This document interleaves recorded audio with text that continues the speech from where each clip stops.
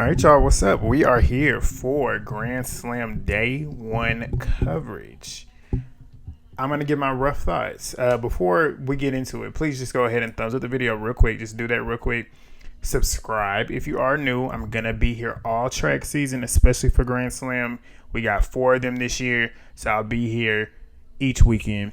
But yeah, we got Grand Slam Kingston. Day 1, we just wrapped. It is, what time is it right now? It is about almost 9 o'clock Eastern time here. We just wrapped. My first initial thoughts, I don't want to say I was underwhelmed, but I want to give them the benefit of the doubt with this. Hopefully they'll be able to get it together tomorrow, and we'll see by Sunday. The broadcast seemed like it wasn't as cohesive as it needed to be. I feel like the energy was kind of low. I feel like that has to do with the commentators as well. I enjoyed Sonya, but everybody else on commentating, I low-key missed Otto. I missed Paul. We need to get Don Harper Nelson on here. We need people with that energy. And then we had like some legends down there in Jamaica. And when I'm saying some legends that are actually there, like Veronica Campbell-Brown, Justin Gatlin, Asafa Powell, those type of people, I feel like we should get them on commentating, especially with particular events like this in Jamaica. I would love to hear from Jamaica's greats, but the cohesiveness, there was a lot of dead air sometimes, so I don't know, we'll see. But the running, I wasn't too disappointed. The running is about where you would think it would be in April, apart from Sydney, but nothing was too bad on that end. It's just the broadcast itself, but we'll see how it is tomorrow. Hopefully it's a lot better tomorrow. I have hopes for it to be better. But yeah, I'm not going to waste so much time. Let's go ahead and get on into this. Like I said, if you are new here, please hit subscribe. Thumbs up the video. Please leave y'all comments down below. What are y'all's thoughts on the broadcast the first day? How do y'all feel about it? In the stadium too, I feel like it started to fill up a little bit more towards the end. But then again, it is Friday, so we'll see what happens tomorrow. Hopefully, they'll have a better turnaround on a Saturday where nobody has to work, kids aren't in school. So hopefully, that'll be better tomorrow, which will give more energy. But towards the end, that 100 was where the best energy was. But yeah, I'm not going to waste too much time. Let's go ahead and get on into this breakdown.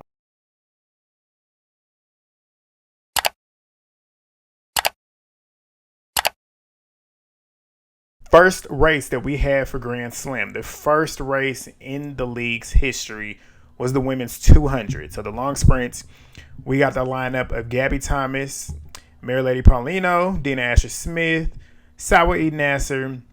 We got Talitha Diggs, Alexis Holmes, Stacey Ann Williams, and Nikisha Price. So this one was no shock here, especially when it comes to the winner. I think everybody already knew that Gabby was going to win. Gabby looked really, really good. Coming off the turn, she was already in the lead. So that, and we know the back half of Gabby's race is where she does her damage. So her coming off the turn in the lead, we already knew it was sewed up. Dina was looking really, really good until coming home. It looks like she kind of took her foot off the gas around the last 10 meters. Paulina looked amazing. She looked amazing. I wasn't expecting her to get second, but I wasn't expecting her to fall below 5th. But she looked amazing. She ended up beating Dina on the line. Sawa Eden Nasser, I was expecting a little bit better considering that 200 that she had ran a couple weeks ago in the Dominican Republic.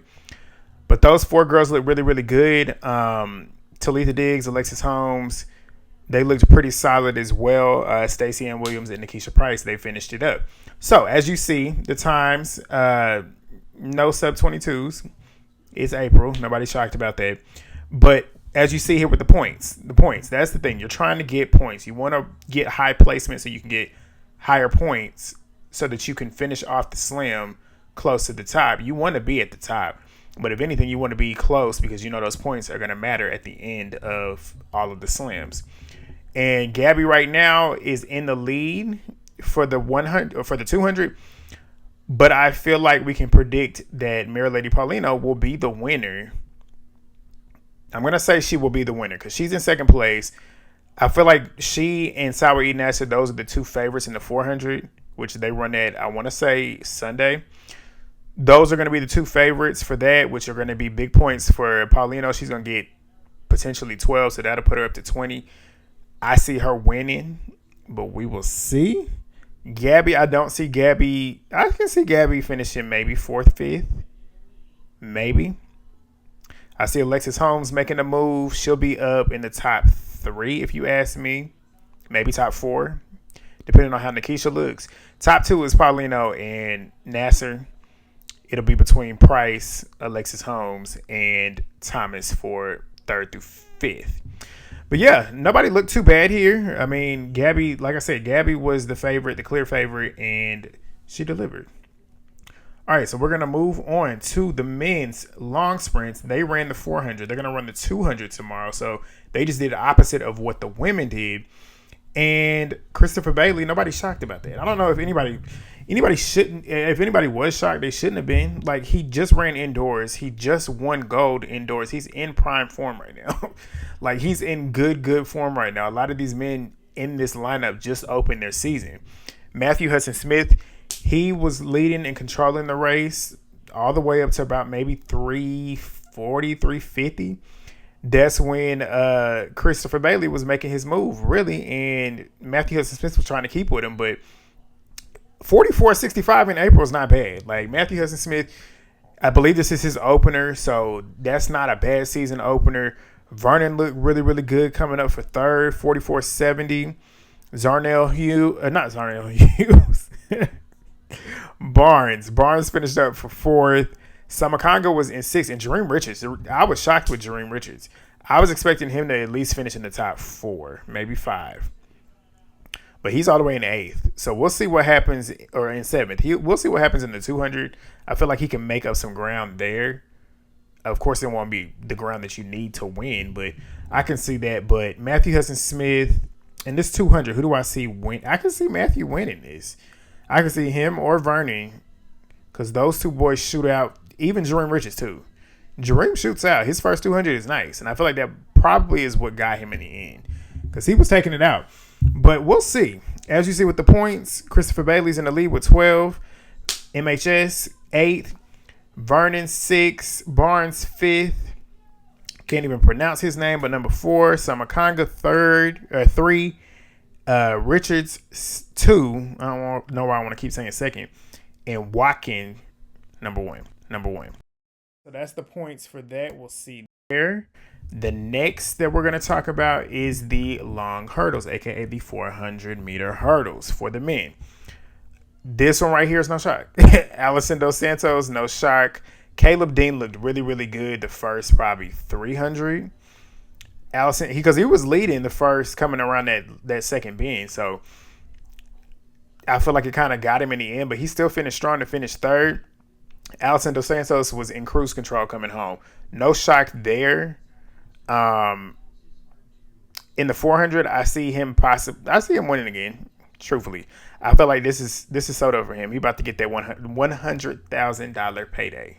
I do, but we will see. I don't really have too much to say about this particular race because it wasn't shocking at all. But that's what we have for the men. As you see, Dos Santos has 12 points. Clark, the Jamaican, got that home crowd advantage, good energy, 8 points. Caleb Dean got 6 points. James King got 5. Allen got 4. Robinson 3. Wilson 2. Ducos 1. There she is, the lady that we do not see in April. We rarely see her in April. So when we see Sydney running, it's always exciting. Nobody's shocked that Sydney won this race. Nobody's going to be shocked Sunday when she wins that 400. Come on, let's be for real. She's winning that 400. Sydney looked amazing. She was in cruise control. At this point, Sydney is just running this just to run it. And she wants to eventually push it. So I feel like Sydney wants to push this record so far that it can never be touched. And she got to do it because Fahnbulleh is right behind her. And she's the one that could get close to it. But I see Sydney trying to push this thing to like 47 or 49, 48. I feel like that's when she'll finally say, okay, I'm done with the hurdles. I'm going to just go do the open 4. Because I want to see her in the open 4. I want to see her up against those girls where she has some true competition because she don't have no competition here. Like Fahnbulleh, everybody wants to make Fahnbulleh her competition. As we saw at the Olympics, it's not that. It's not that. Even at World Championships 2 years ago, she was supposed to really challenge her, and Sydney burnt the shit out of her. So her running 52.76 in April, only Sydney can do that. But Daryll looked really, really good. That was the most exciting part for me because we just, like I said, I think I said it yesterday, she announced her retirement. This is going to be her last season. So for her to finish really, really strong in this, I'm excited to see her in that 400 because she is a good 400 runner as well. And it shows that she's in good shape too. For her to come all the way back, and she finished really, really good because it was Rochelle Clayton who was essentially right behind Sydney the first 3 to 350. And that's when Daryll coming off that final turn, she was coming in and just making up ground and finishing strong. And that's what got her in the second place. Anjanette Knight finished fourth. And as you see the rest, Sydney has 12 points. Daryll has 8 points. Love that for her. Rochelle Clayton has 6. Anjanette Knight has 5. Peters 4.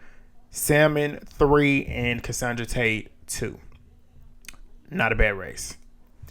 We move on to this one. This one was the race of the day for me. I was super excited to see who was going to win. I didn't know who was going to win. I was sitting there thinking as they were lined up going through the intros, I'm like, who's going to win? I was like, Fred looked really, really good at his opener last week, I think it was. So I'm like, And then I'm like, Oblique Seville, he is at home. This track is one of his best performing tracks. You got Zharnel Hughes, like I said, with a good start. Come on. And then you got Ackeem Blake, who's also at home in Jamaica. Courtney Lindsey, like I said, you can't count him out. This is a lineup. So I feel like out of every single lineup that we saw today, this one was the one that could go either way.